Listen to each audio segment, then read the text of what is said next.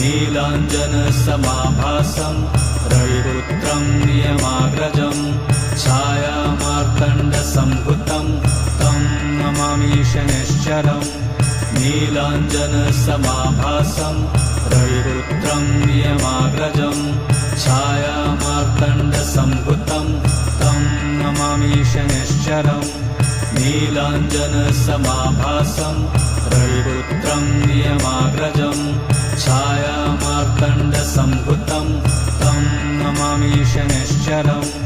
नीलाञ्जनसमाभासं रविपुत्रं नियमाग्रजं छायामार्तण्डसम्भुतं तं नमामि शनैश्चरम् नीलाञ्जनसमाभासं रविपुत्रं नियमाग्रजं छायामार्तण्डसम्भुतं तं नमामि शनैश्चरम्